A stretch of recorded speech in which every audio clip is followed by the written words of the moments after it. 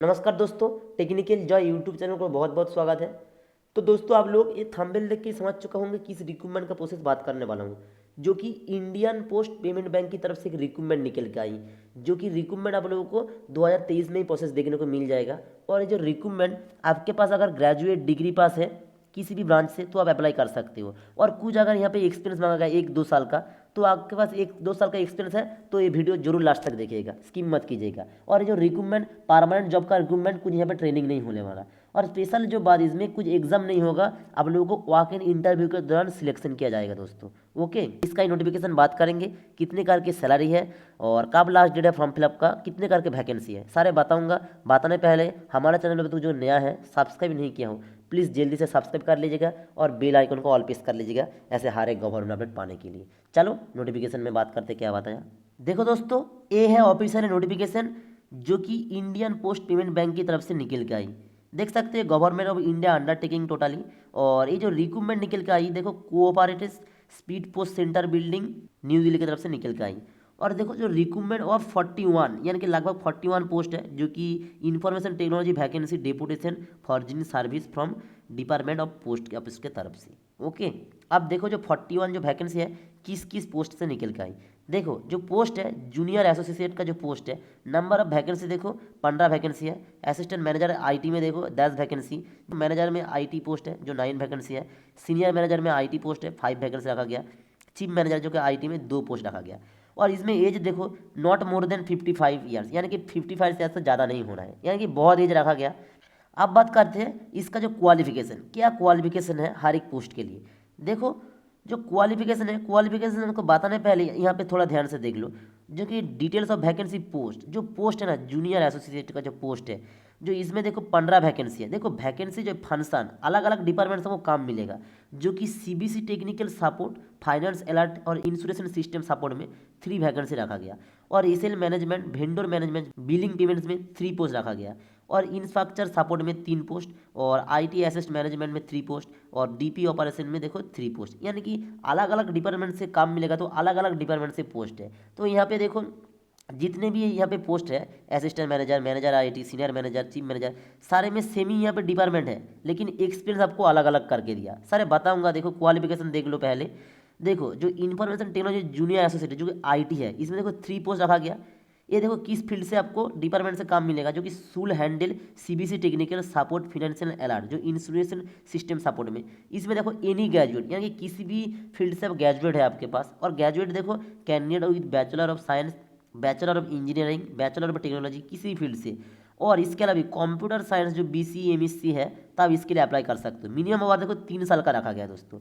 और देखो सेम नीचे में भी सेम बात है, जूनियर एसोसिएट आईटी जो कि 3 पोस्ट है, डिपार्टमेंट अलग है। देखो सूल handle SLA management, vendor management, billing payment अलग डिपार्टमेंट है, लेकिन क्वालिफिकेशन सेम रखा गया। देखो ये यहाँ पे आता है any graduate candidate with bachelor of science में engineering, bachelor of technology BC MCCA है, और साइंस मैनेजमेंट और कंप्यूटर साइंस एमसीए से आपके पास सर्टिफिकेट है तो भी अप्लाई कर सकते हो। इसमें देखो 3 साल का एक्सपीरियंस मांगा गया।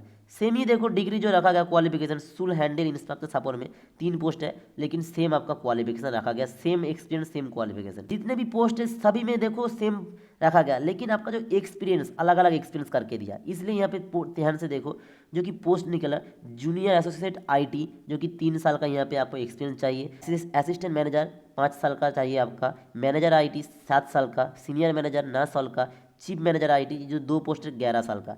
लेकिन आपका जो क्वालिफिकेशन है ना दोस्तों, क्वालिफिकेशन क्या बताया, candidate with bachelor of science, bachelor of engineering, bachelor of technology, किसी भी फील्ड से आपके पास सर्टिफिकेट है। और इसके अलावा भी अगर कंप्यूटर साइंस से भी सर्टिफिकेट है तो आप इसके लिए अप्लाई कर सकते हो। लेकिन एक्सपीरियंस जो पोस्ट है ना, जितने भी पोस्ट अलग अलग करके दिया, आप यहाँ से ध्यान से देख सकते हो। लेकिन अब यहाँ पे जितने भी क्वालिफिकेशन देख लोगे, सब में सेम क्वालिफिकेशन रखा गया है दोस्तों। और एक देखो पढ़ के सुनाता हूँ, जो कि मैनेजर आईटी जो मैनेजमेंट पोस्ट है, देखो अलग डिपार्टमेंट से आपको जॉब मिलेगा। सुल हैंडल आईटी मैनेजमेंट, देखो अलग डिपार्टमेंट से तो काम मिलेगा, लेकिन आपका जो क्वालिफिकेशन देखिए, bachelor of science, bachelor of engineering, bachelor of technology, मैं पहले ही बता चुका हूँ, किसी भी फील्ड से सर्टिफिकेट है। और इसके बाद कंप्यूटर साइंस से भी सर्टिफिकेट तो अप्लाई कर सकते हो। लेकिन इसमें देखो मैनेजर आईटी में 7 ईयर्स का आपका एक्सपीरियंस चाहिए, एक्सपीरियंस अलग है। देखो सीनियर मैनेजर में 9 साल का पोस्ट आपका एक्सपीरियंस मांगा, लेकिन देखो क्वालिफिकेशन सेम रखा गया।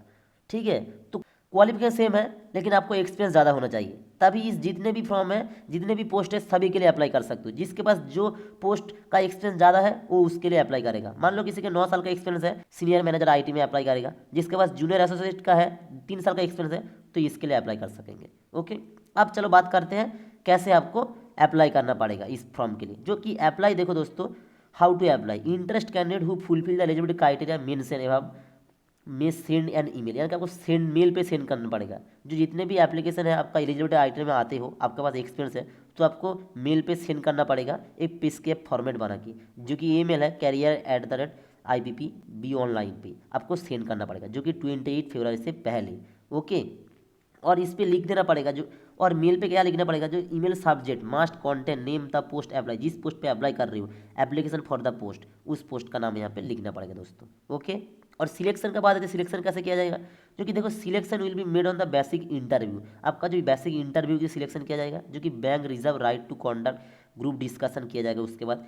और उसके बाद देखो जो ग्रुप डिस्कस और ऑनलाइन कुछ टेस्ट और इंटरव्यू लिया जाएगा दोस्तों। ओके, तो पहले आप अप्लाई करिए, तो उसके बाद बेसिक इंटरव्यू होगा, उसके बाद ही पता चलेगा क्या होने वाला दोस्तों। ओके, बाकी जो पे एज पर गवर्नमेंट के हिसाब से मिलने वाला है। और ड्यूरेशन ऑफ द पीरियड, देखो ये जो आप लोगों का कॉन्ट्रैक्चुअल काम है, जो कि देखो क्या बात है, जो the period deposition salary 2 years, आपका 2 साल का होने वाला है। मे बी एक्सटेंड, अगर बढ़ाया जाए फर्दर तो 1 साल का और भी काम करने का मौका मिल सकता है। टोटल मान लो 3 साल आपको काम करने का मौका मिलेगा। आप देखो पोस्टिंग का जो बात है, selected officer will be posted Chennai, Delhi, Mumbai, किसी भी स्टेट पे आपको पड़ सकती है आपका पोस्टिंग। अदरवाइज यहाँ पे देखो, अगर इन्हीं इंक्वायरीज के लिए आप मेल कर सकते हो अगर कुछ प्रॉब्लम हुआ तो, बाकी तो सारा ऑल इंडिया कैंडिडेट्स को अप्लाई कर सकते हो दोस्तों। ओके, तो अच्छा recruitment India post payment bank की तरफ से जो निकल के आई, आपके पास एक्सपीरियंस है, अगर ये क्वालिफिकेशन है, क्वालिफिकेशन सेम रखा गया लेकिन एक्सपीरियंस ज़्यादा है, तो आपके पास है, जरूर अप्लाई करना दोस्तों।